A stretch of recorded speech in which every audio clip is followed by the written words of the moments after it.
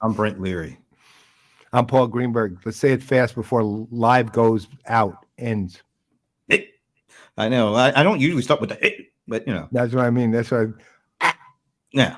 I feel like doing sound effects apparently today, but we are the CRM Playaz. It is Thursday afternoon. It's a nice sunny day here in Atlanta. How about up there? pouring rain. Really? Yeah, pouring rain all day.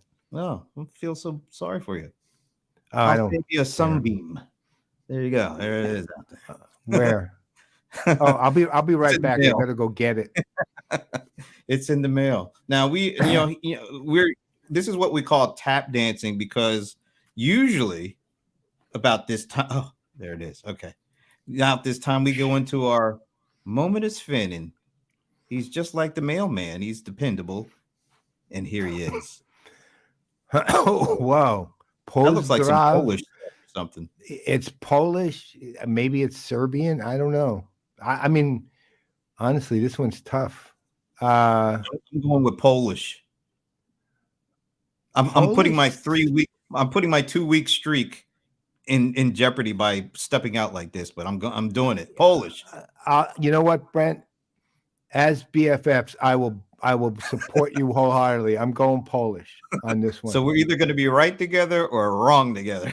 That's That's right. okay. That's how this works. That's pretty much what it's been for 14 years. Exactly. Exactly. The only time it's been like disconcerting is like when the Patriots would win something, Ugh, well, and we didn't want we don't that have to to worry happen. about that. We don't have to worry No, about that in near for future. So. many years to come. Okay, so here. Oh, wait a minute. What is this? What are you saying here? Did you change your contrast? No. What are you trying to say there, Sven? I'm kind of curious, actually. I know. I didn't change the contrast. It's the same. Maybe I don't know. Maybe I changed my face. Huh? Oh, look, Ratul. Hi, I always like. Ratul. I always like because he's still got that Miami Vice imagery. I love that. Okay, what do we It's got? Croatian. Oh, hey, I should know. We're Polish. wrong. He's Oh saying it's no. Croatian. Oh, well. I see the other one I mentioned was Serbian, which is the other end of Croatian. But when you get there, it's tough. And I should have known Well, this because Silvana, our buddy, is Croatian and speaks Croatian. How wouldn't he not known that? Yeah, Lawson. That's right. And Bill Murray got it I wrong always think too. of her. Ratul. I always think of her as Spanish because Well, they she live lives in in Spain, Spain. right? That would be, and she's married to a Spanish restaurateur who has astoundingly great restaurants, and I think now Yeah, four of them. So I don't pretty know, but I know one amazing. thing. They literally saved my life because one of those trips to Madrid, and we got a chance to go to their restaurant. I was sick as a dog. They gave me something to drink, and it knocked the sickness right out of me. I don't know what it was, but it was some good stuff, man. By the end of that night, I was feeling really good. So Wow, we should find out what it is. Ratul Don Johnson Shaw. yeah, speedboat in the Keys. Yeah, I can see That would that. be me too. Yeah, all right. Yeah, look at that. I love when we bring people together and especially brothers. I know. That's what I'm about to All say. right. We didn't know you were related. Yeah. So yeah, this is gonna be the last one we do for 2 weeks because you want to tell? Yeah, we're going to India, and Zoho has decided that the a group of analysts should see what it looks like at Zoho HQ and see what is surrounding that in India, in Chennai to be exact. And we're heading there starting. Well, some people are already on their way in there, and we're heading out starting tomorrow. So, however, that said, we have access to a full studio apparently at the Zoho campus. So something may happen. We don't know. We'll keep you We posted. don't know. We will keep you posted. Hey, Elaine, good to see you. Yeah. I'm Yeah. sorry. We're so sorry. But, It's all right. here's the thing. Would Ratul be more Crockett or Tubbs? Because I don't see him as either. But, Well, I don't you gotta. either. He has, but didn't Tubbs wear the white suit all the time? Like the I lighter can't suit? recall. I thought I- they wore pastel stuff. Yeah. I don't Yeah. know. That's a good It's been question. like 40 years. So we You should do know, an extra in the. whoa, thanks for the ad.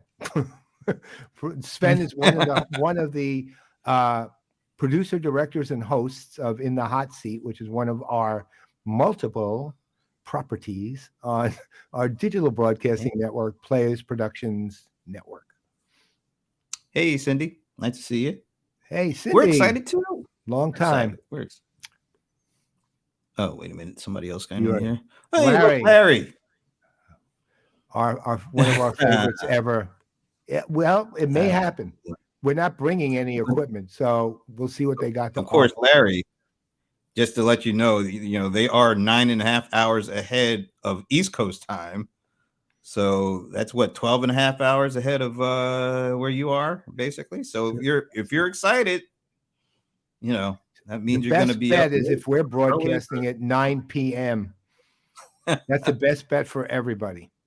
All right. Now we do have a really cool guest today. And before we get to her, just a couple of little more housekeeping items, because guess what? No BS is coming up quick. Yeah, March 3rd. And until then, you'll probably hear a lot of BS, but right. But by March 3rd, the BS ends. Right. But it's Bob Stutz. What more do we have to really say? I guarantee everybody listening to this show, minus super newbies in the tech world, know this guy. And he's amazing. And there will be as straight talk as you ever want to hear about everything. We know his subject. We're not telling, but you will definitely want to hear what he's going to say. We sworn to secrecy or something? No, I'm just raising expectations, right? Oh, That's okay. all. It's like what my buddy used to say. You're trying to leave people in suspenders. Is that it? Yeah. We'll have in this one. We'll have you suspend belief, not disbelief, right? I like the tagline "BS ends." BS ends, but it ends with BS because that's right. That's the thing. No BS with BS. That's catchy. The best. All right. Let's see. What else can we do here? Why am I not seeing? Okay.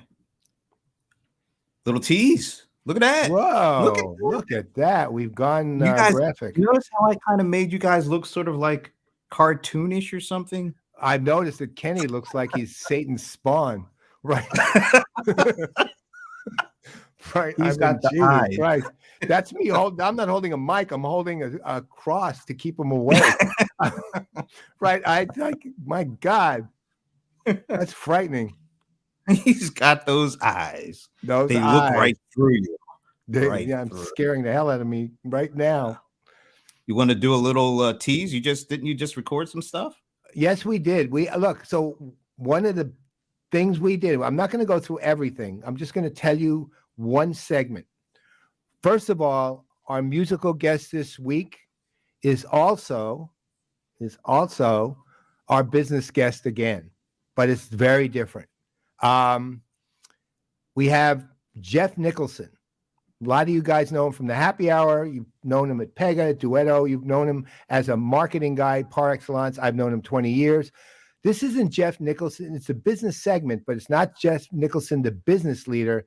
It's Jeff Nicholson, the business leader and Renaissance man. And we're going to go over the things that this guy does. You will not believe what else he does besides his work. And you're going to see all of it. And it is absolutely phenomenal.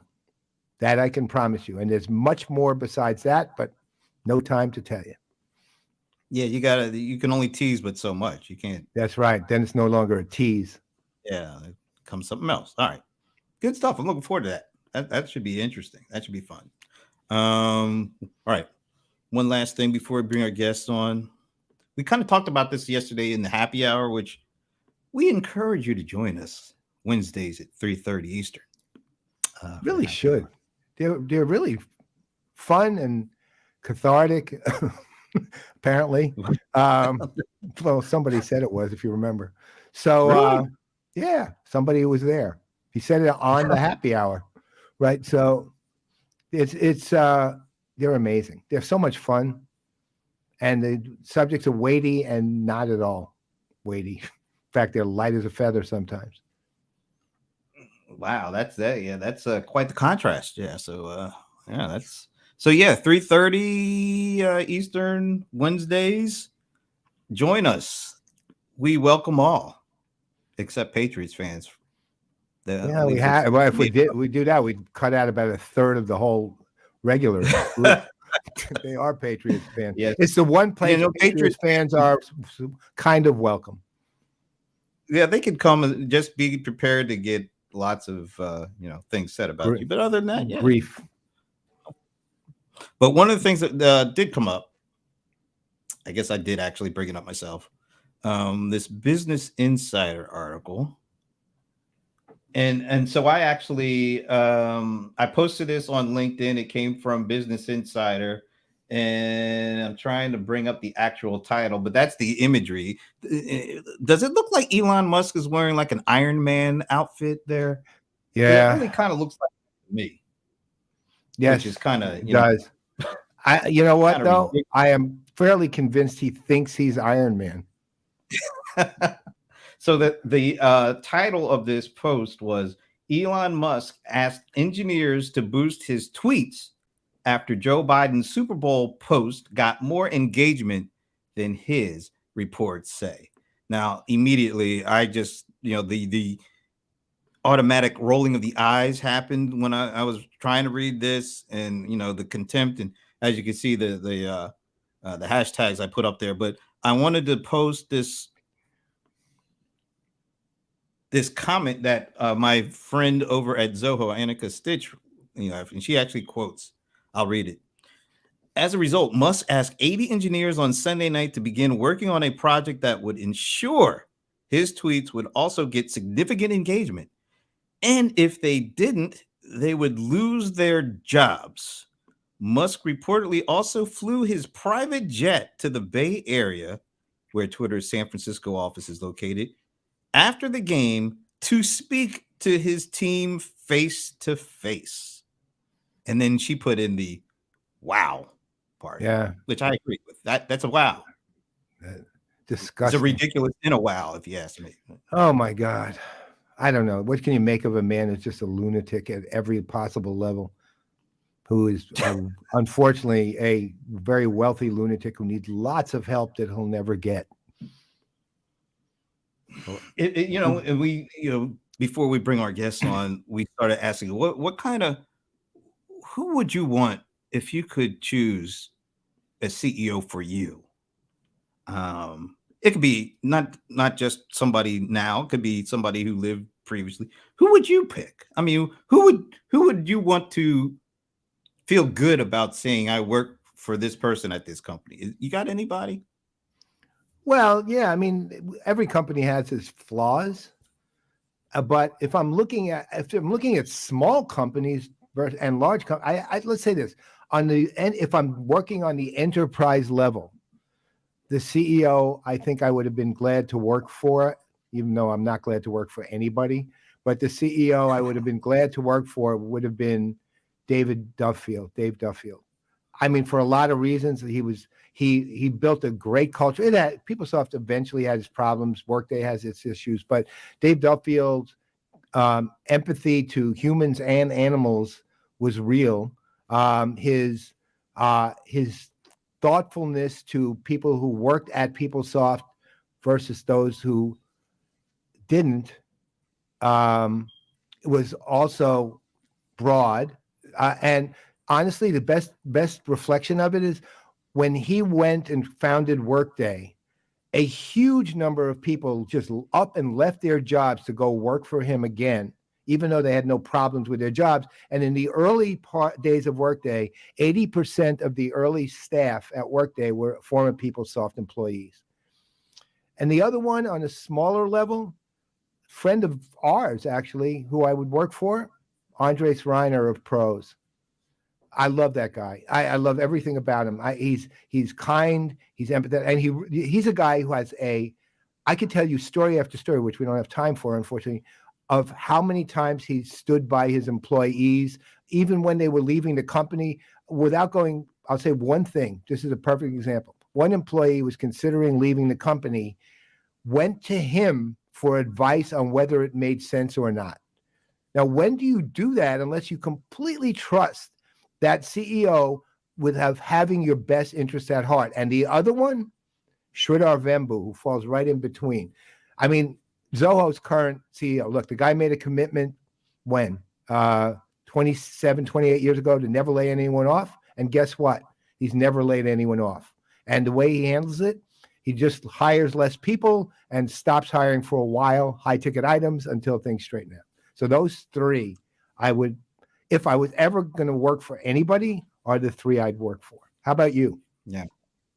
Well, definitely second the Schroeder, and hopefully we'll get a chance to sit down and talk with him about why he made that commitment 26 years ago. And it's not only made it 26 years ago, but stuck to it.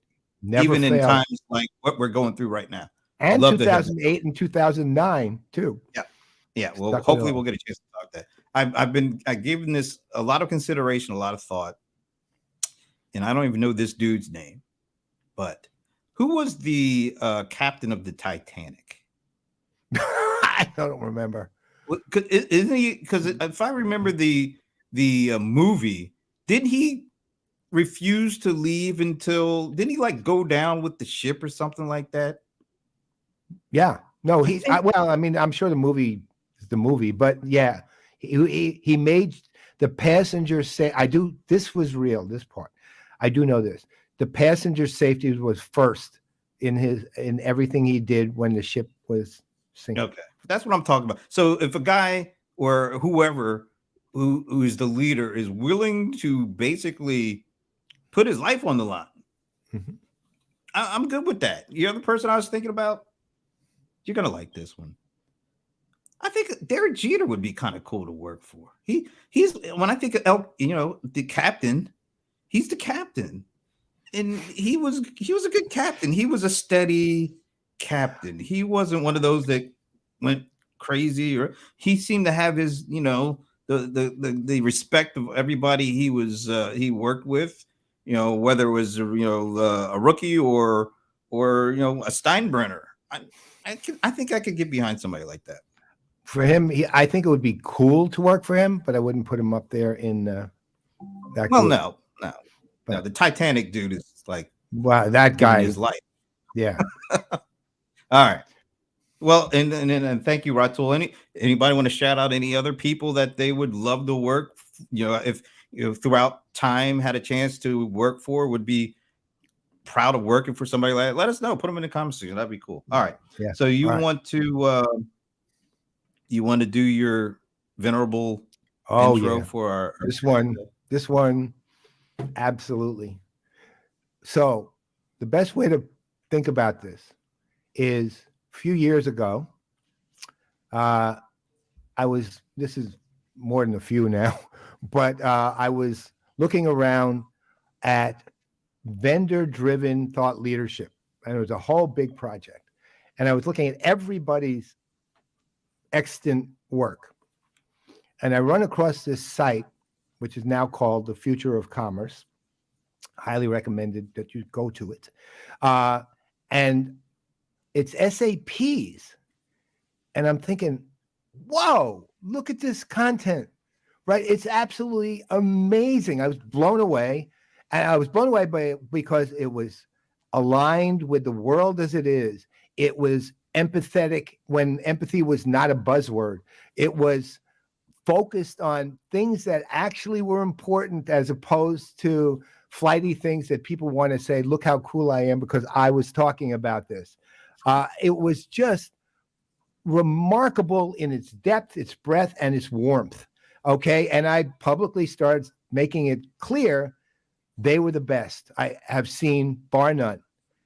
As a result of that, I got to know Jenn Vande Zande, who has been I'll call her almost the owner, well, no, the owner of the site, really, since I started saying that, really. And she's even better than the site, right? She's a remarkable human being who, if you want to meet somebody who genuinely cares about other people, and at the same time, there you go. I mean, Cindy, you can do the intro because that is absolutely the case with everything I know about Jenn. She's not only astounding at the kind of human being she is and how much she cares about others, but she's able to translate that so that there are activities and actions taken with that, right? Meaning her empathy is translated into real actions on her part with others. And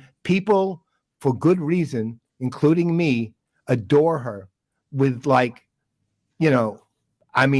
she's that amazing.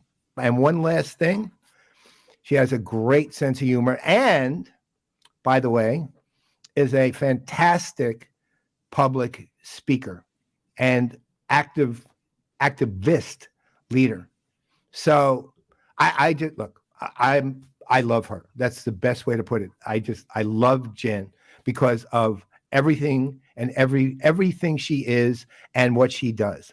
She's just that good. And there you go. Is it safe to bring her on now? Yeah, it's okay. I could run it to 4. I could literally run it to 4 o'clock. I know. I won't. All right. We better bring her on because she's got a guest with her, I believe. Mm-hmm. Yes, I have my emotional support dog. Oh my God. What's his name? Murphy. Murphy. Hi, Murphy. Third dog. Yes. So we got now Murphy, Mini, Patrick, and Murphy. Vande Zande. That's a nice ring to it. Yes. How old is Murphy? Well, thank you for making time today. This is, and Murphy too. This is great because this is a big week because of 10 years. That's unbelievable. 10 years for that site. How'd you do that, by the way? Not quite sure. First of all, everybody, thank you for showing up and thank you for the kind words. You got a lot of fans out there. You got a lot of fans out there. The feeling is mutual. So yeah, it's definitely mutual. Before Paul put me in a space where I needed to really rein myself in, I was going to say I haven't left that big of an impact because it's been 23 minutes of 2 men talking. So nice try. See? Thank you. I'll never change. Pretty much in our place. So that's why you love me, right? Yeah. You make me cry. I'm gonna, that's how I strike back. Wow. Don't say anything bad about her. I hate to see that. No, I don't want to say anything even better. We'd be in real trouble. Murphy will bite us, right?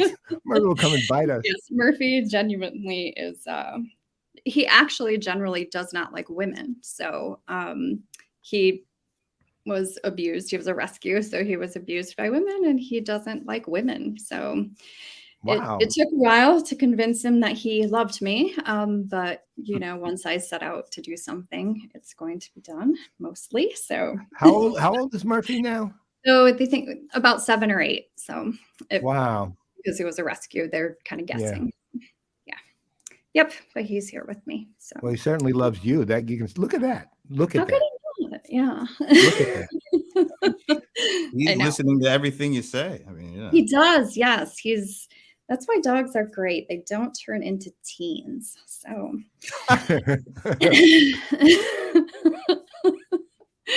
Not that I don't love my teens. So, All right. So 10 years ago, when but you 10 years ago, Amy Hatch started the site. So, and she brought me in as a contractor with Hybris before it was acquired by SAP. And we were mommy bloggers. So that's kind of how this all really began. When the internet started, we all had started doing this thing called blogging, and met a wonderful network of women and men, and then businesses started emailing and saying, hey, we love your post, would you like to talk about Tide and in your next one? It's like, no, I was talking about sobbing and doing my laundry. So but that really played a big impact in how things evolved, because there was a tool called Site Meter. And so Site Meter would tell you how many visitors you had a day, back before all these pesky little GDPR situations, tell you how many visitors a day, where they were coming from. And that analytic part really also fascinated me, because I couldn't figure out how, why would 1,000 people a day want to come and read what I'm writing about just, life. And it was a really fascinating evolution, and just kind of made some connections for me that ended up, she brought me into Hybris, and then Hybris was acquired by SAP, and yeah, she left, and I'm running the show. So, so it's been a wonderful evolution that, it's been a really great honor. But one of the things that was that's been amazing from day one really is your ability to align with change, right? And that's the better way to put it. Not the market, that's a little banal, really, way to put it, but align with the fact that things change. And the site and all the content on it tends to evolve with that, right? Which is what always, you got to realize, if I'm looking at, to this day, really, if I'm looking at most sites, they never evolve. They follow their path, and it's very linear path. And it's not that the content's all bad. It's just, regardless of things going on, it follows its path. And typically it's the path that they're told to follow. And that's that. In your case, if things begin to change like this, your site just sort of says, okay, we can handle that. And at a certain point, if you don't like the way that's going, you try to change the path of the actual change itself by saying some things and go that way instead. How do you even make an editorial? I mean, look, my degrees are in journalism and English. I've spent my life around editorial. How do you make an editorial decision? Yeah, how do you do it? Journalism background. So I don't want to hear any disparaging of, literature, science, and arts from anyone. Journalism background, journalist Marcy Savage is our executive editor. She's also a journalist. So having that mindset of being able to, and so was Amy. So having that mindset of being able to immediately adapt and report factually on what is happening. The empathetic part and the part about being human, that comes with the package. And I guess that's a part of myself that I've honestly always struggled with and wished I didn't feel things as much as I do. But I think the site has become a living, breathing thing. And that's because of all of the people that are involved, like yourselves. I remember coming to you, Paul, when COVID hit, right? And saying, I don't really know what I'm doing, but somebody has to do something. So I have this place, people come here every day. Let's start a section and, really talk about what's happening in the world, and just be somewhere that you can go and be surrounded with other people and thoughts, to know that it isn't business as usual. Even when we were in the offices, it was very hard to subscribe to the leave your personal life at the door, because how can you? That makes you the person that people hired. So yeah, it's been a wonderful, wonderful ride. Well, there's more to it than that, though. Go ahead, Brent. I'll come back to it. No, go ahead. It's just, you run the site, but you have writers, right? And those writers are fully aligned with your kind of, and I realize I'm being cautious here because it's their vision too. Okay. It's Mhm. not just yours. I get that. But at the same time, you know how it is. I mean, you have 100 people, 5 of them right, so to speak. The other 95 don't. The other 95 might want to, but those are the 5 that, for whatever reason, you fundamentally at every level trust to do what they do. And how come? How do you get there? Because I tell you, Well, look, we do have final editorial control. So we really do. I think that's what is unique about the site is, that's how I roped Marcy into this situation was by saying, yeah, you'll be the editor. And then she's like, these are rewrites. I'm like, it depends on how you interpret the word, right? We just make sure that everything that goes up, and we're clear about that when people are contributing, we're going to have the final say over the headlines and the H2s and the look and feel of it, because people trust the site and they expect something, and that's what we're going to deliver. So we're also in that really unique and wonderful position of being able to do that. And some people, obviously it hasn't been popular with everyone. So, but shocker. I think, sticking to your true core and to like what your purpose actually is, that is my favorite section of the site is the purpose section. And I like the ability to be able to help people get their voices out, submit differing opinions or opinions that we don't talk about enough, that are very real and we pretend aren't happening. That's how the loyalty has been built up, and the rewards from it have happened is because we are all human, and that is how business gets done is relationships, and you have to be real about those things. So why is it so hard for people to figure that out? It's like astounding to me. I don't know. And I wish it were different. I really do. But beyond wishing, the staff and the crew and the folks at SAP and SAP Customer Experience, Hybris, shout out, we stay true to that. And there's a lot of trust that happens, right? They know that when they send something over, they'll be surprised when they wake up and see it published. But there's a lot of trust, and that trust is earned, and it goes both ways. So yeah, I don't want to take all the credit. I know one thing has always been important to you is the whole DEI kind of perspective and making sure that, I think you even just said it, voices that you don't typically hear or see their words written, particularly in the enterprise context, and particularly I think in the CX context. Just, when it got started, I'm sure a decade ago, wasn't a lot of that going on, but you made a concerted effort to be inclusive, to bring these voices, and it's not particularly any one kind of voice, but the ones that were underrepresented, whether it's gender or race. But you made sure that was a part of this. Why was that so important? And have you seen that kind of approach spread over the decade? Are we able to say, a decade into what you've been doing, generally speaking, you do see a level of inclusion for content in general, from sites that are big enterprise kind of content sites? I honestly don't spend a lot of time on big enterprise content sites. I do think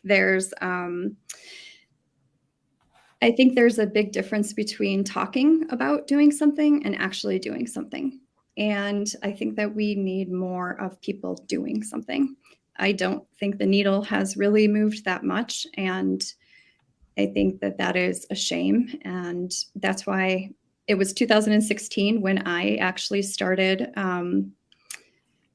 I took an assessment of the site, right? In 2016, I felt like, okay, it's women who are in charge of this site. I went through and did a full audit of all of our content, of every image that we had, of every contributor that we had.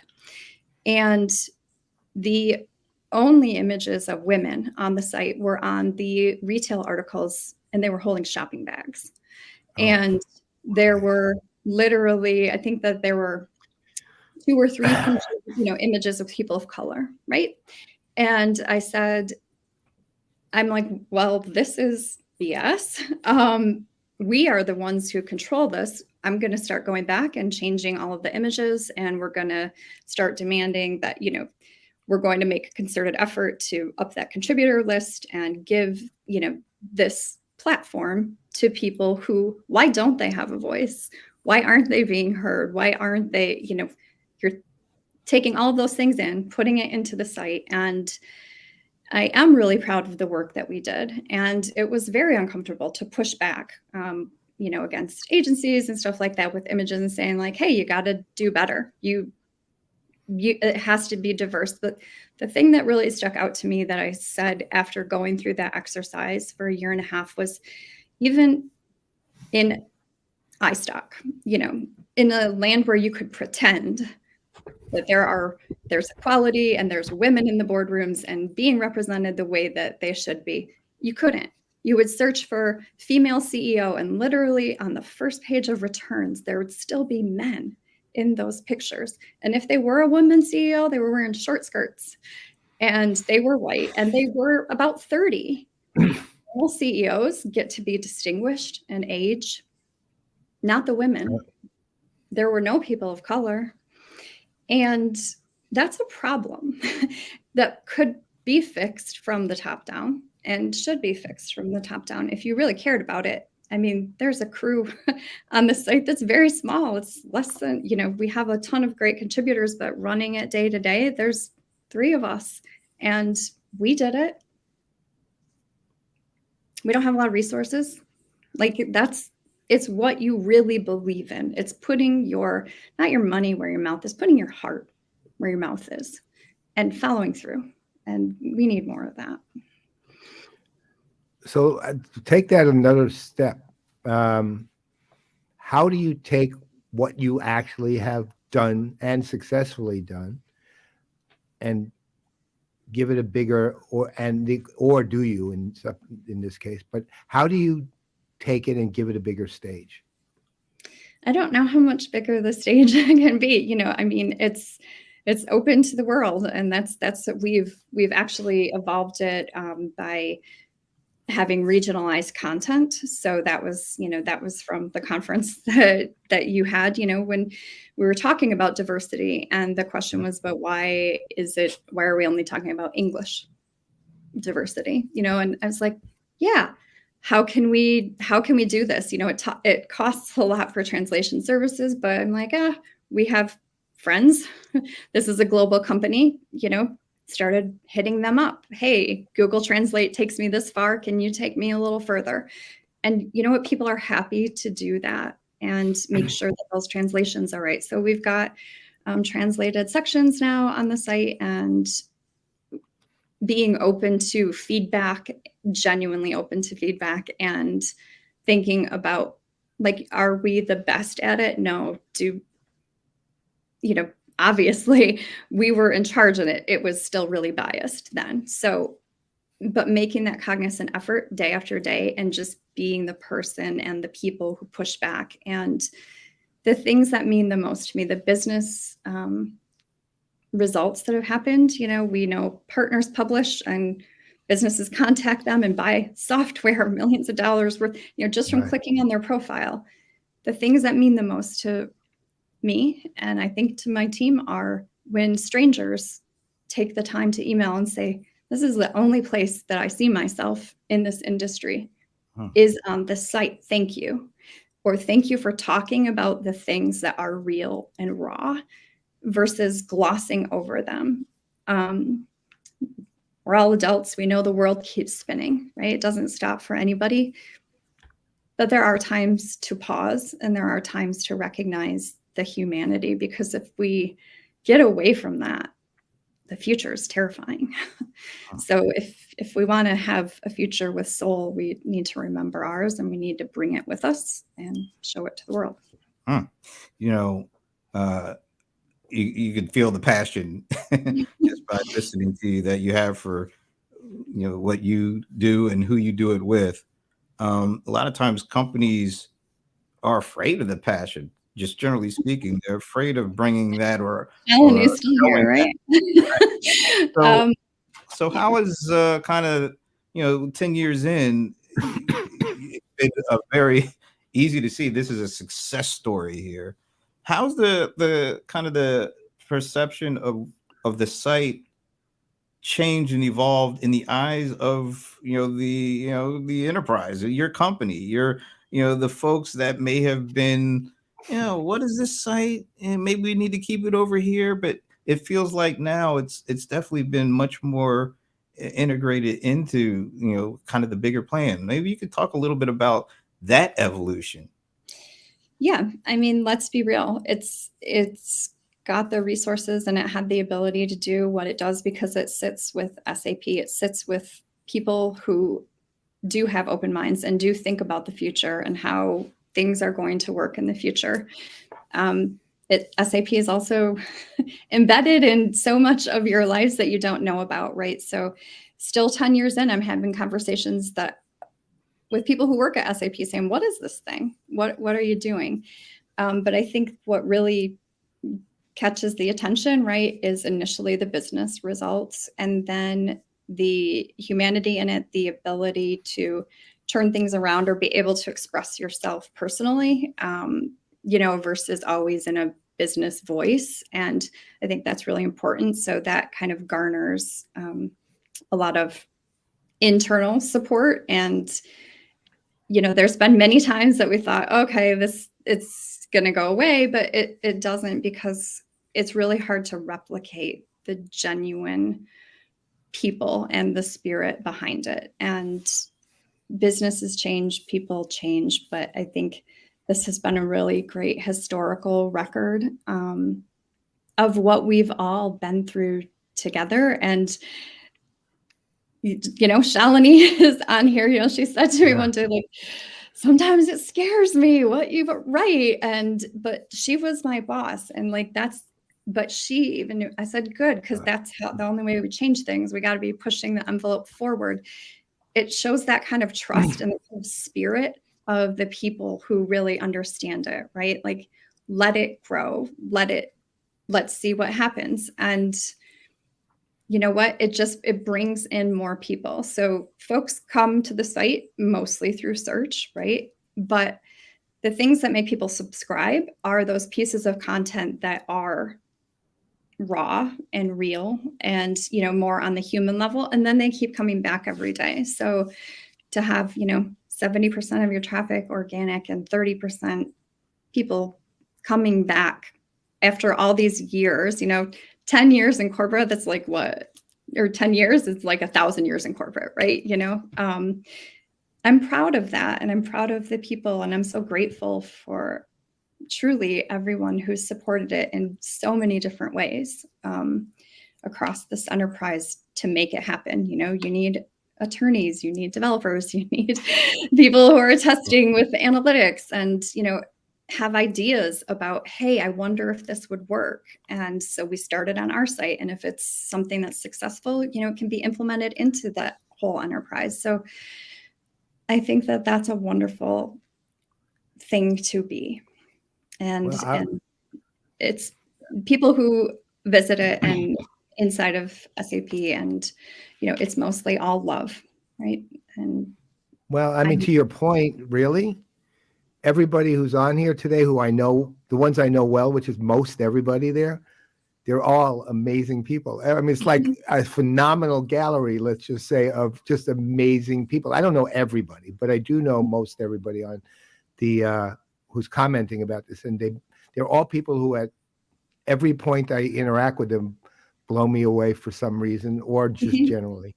And now the second thing, though, which can't ignore, is also something that we didn't really talk about, which is, look, there are a lot of truly wonderful, empathetic people out there. But honestly, not everyone can write, right? And a lot of them don't. You have a group of great writers too. That's the other side. It's the other thing. Look, I'm going all the way back before I knew you at all really well, but I saw the site. Again, to your point on literature and everything else, don't disparage it. Don't disparage it on this show, man. We will come get you, right? So, but one of the things that's really important to me, and always has been with journalism and English, as my background, is the quality of the writing and the fact that you had individuals who found their voice. And to me, that's first and foremost. When you find your voice, you find your ability to write because you find out who you are, right? And how to present it, which is hard. And sometimes it takes years, sometimes it takes decades, sometimes it takes weeks. It just depends. But almost to a person, and the only reason I'm saying almost is I'm sure that at times it wasn't good, but like anything else, but almost to a person, you have really good writers who have individually identifiable voices when they write, and thus can get across an idea in a way that can impact people because the person will say, oh, yeah, I can see that. At the same time, it's that writer doing that getting across that idea. And that's, I will tell you this, that's almost, I don't want to say it's entirely unique because it really isn't. There are other places where they do very well with that. But at the scale you do it is unique. The scale that you have that many people who can write that well in one place and actually doing the writing. And to me, that's another thing that can't be ignored at any point and hasn't been by you for 10 years, right?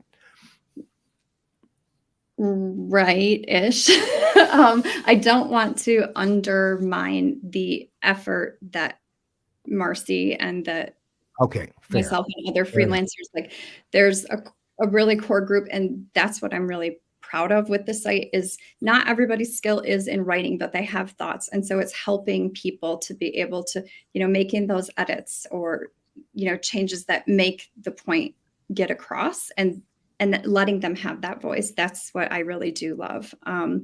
But to do it at this pace and this cadence is only possible because of the incredible people that are involved with the site. And Marcy, let me tell you, like the first post she ever submitted, I think it was like in 2016, I had said to Amy, that person needs to be working here. Like that was my mission, right? It was like, I'm going to get her over here because you recognize talent.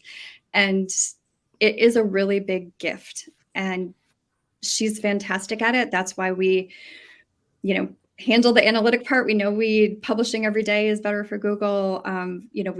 SEO is so important to us, but being able to take that time and hone every piece and love what you do enough to spend the time. I mean, there just isn't anything that we're like, just put it up. Who cares?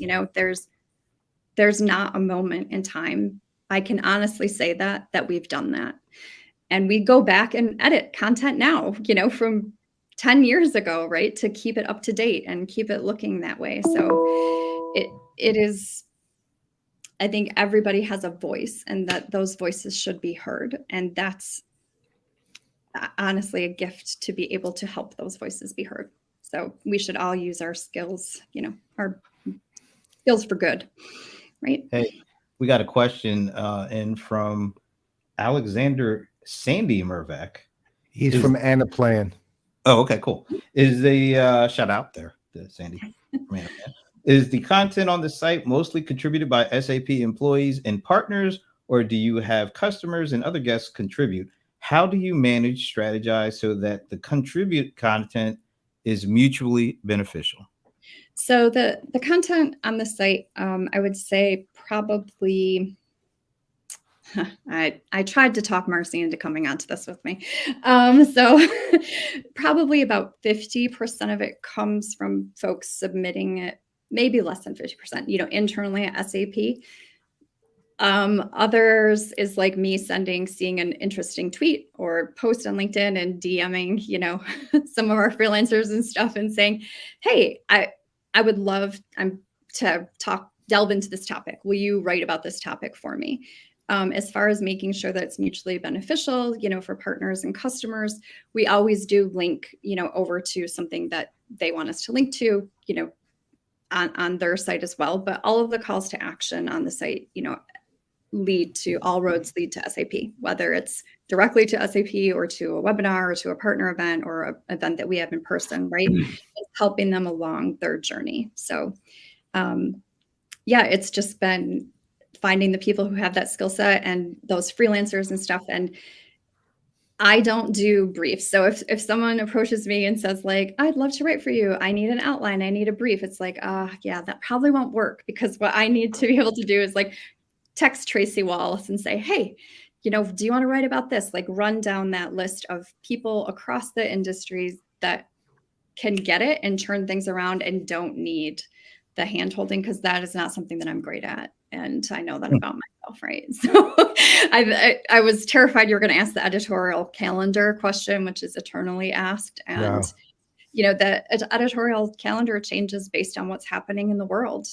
We can say like, we're going to talk about these topics throughout the year, but when things come up, we adapt that calendar to reflect what's happening across business, and the world at the same time, and try to blend those together. So agree with you on the editorial calendar. Thank you. It's my least favorite question. You can't. It's such a. 6 months. We can't even predict what's happening tomorrow morning at this point, right? And we're somehow locking in our content for 8 months, right? Mm-hmm. Which is ridiculous. We can't even lock in our content for 2 days on any of our shows, right? We have one show where they have something of a calendar because they're themed, but it's not really. But beyond that, hey, what do you want? It was kind of when Brent and I started CRM Playaz. We actually used to say, Brent would say, "Want to do a show today?" And I go, "Yeah, okay." And then I say, "What about?" He said, "I don't know. We'll figure it out." Right? And then we'd figure it out, and it worked because we weren't that concerned with what we were doing tomorrow. It was like, find something for today. And believe me, that happens even now at times. So I think that reminds me of a really good point is when the site has been so successful, when people want to pick apart or dissect, every little tiny bit of it, my response is you can't dissect like a living, breathing thing. Like if you want, to delve into tiny details, when you start taking things apart to fit inside a machine, you're losing the soul. And, part of that really has to remain. And we've been really lucky to be able to do that and continue on with it. So but yes, editorial calendar, that's immediately like turn off my camera, mute myself. And right. Murphy will go. Yeah, right there. Right. Murphy will be substituting for me today. Exactly. So we got a few minutes left. We've been talking about, the previous 10 years, but what about, what do you expect? What do you want to focus on? Yeah. I know we just talked about editorial calendars and not doing them, but peer out into the future 10 years. Can you fill out every week or every day what you want to do for the next 10 years? I don't know what I want to do in the next 10 minutes. So what do you think? Give us a little bit of the potential future of what you want the future to look like when it comes to not only just the site, but the way that people approach content and approach it from a perspective of engagement, not ads, but actually connecting and real engagement. What do you want to happen over the next several years in that regard? What I would love to see is the unicorn that is still running in the wild, that is multi-touch attribution. Being able to really track those things. There's a lot of talk about it, but when you get into that nitty-gritty, it gets really difficult to do, and especially with the privacy laws changing.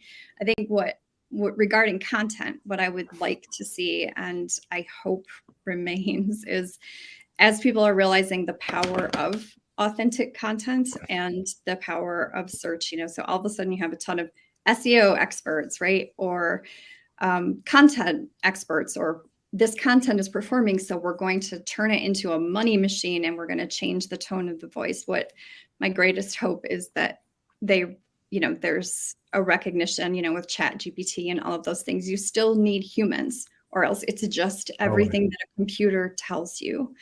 You need archivists, and those archivists are people, right? And reporting on what is really happening. So I think for the future for the site, I'd really love to delve more into the regionalization and sort out how to get that content, more regularly in those different languages. That would be a dream for me, to be able to publish our pieces within, multiple languages versus, taking our pieces and then translating them and publishing them on those hubs.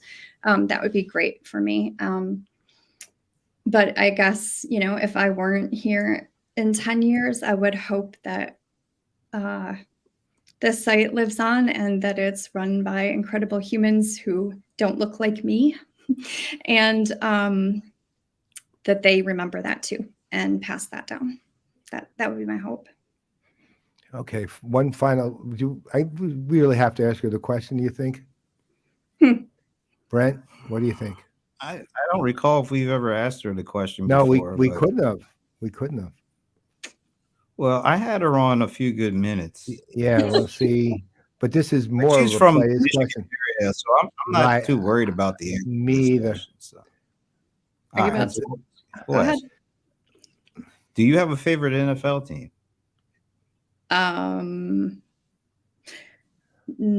Anyone who's playing the Patriots.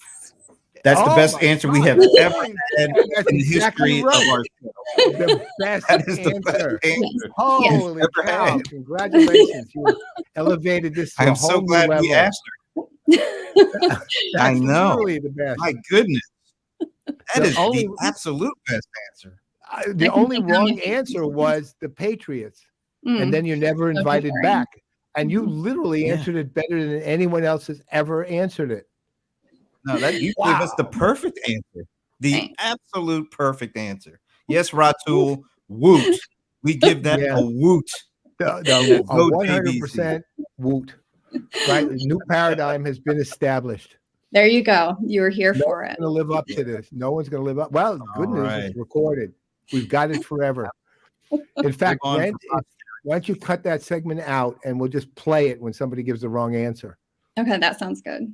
Like a You'll be JVC. immortalized. That's right. By You'll the be way, completely immortalized. it must feel good to see all the people that you work It's with astounding.